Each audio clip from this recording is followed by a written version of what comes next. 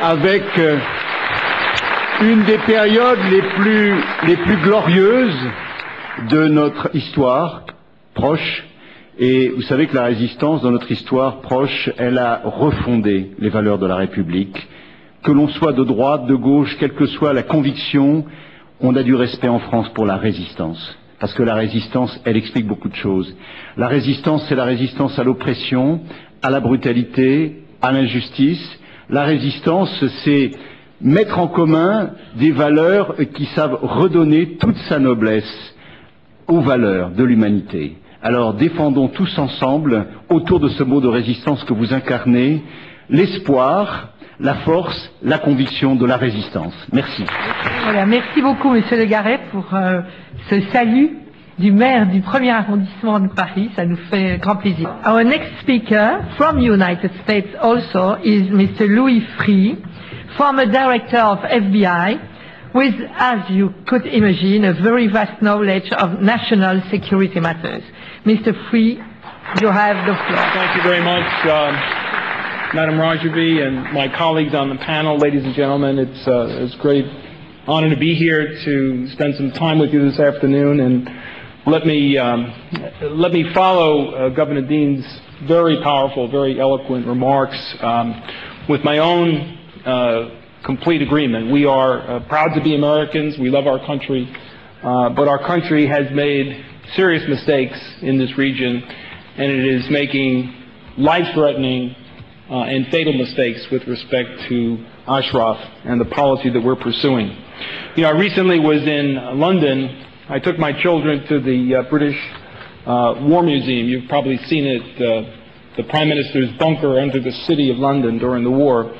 And it reminded me of the brave struggle, Madam Rajavi, that you and your colleagues have pursued, not just here in France, but certainly on the front lines in Iran and certainly now in Ashraf. And I just recommend to you, as I know you don't need to be recommended, the words of the wartime Prime Minister: never, never, never, never surrender. And I think you are leading this freedom fight. And as soon as we delist the MEK, my colleagues and I in the United States would like to welcome you there. And I'd actually like to take you on a tour of our FBI headquarters when you come to Washington, D.C. You know, here we are in France, and I commend our parliamentarians for hosting this. The cradle of liberty, the inspiration and lifesaver to the fledgling United States as it fought for freedom. During the many wars, but particularly the last war in this country and other places in Europe, people who were resisting violence, resisting terror, resisting state terror, used to write graffiti and things on the wall like liberté and famous words like that. In Iran, they write ma hastim, and that means, I think, we exist and we are free and we need your support. The support has to come now from the United States of America.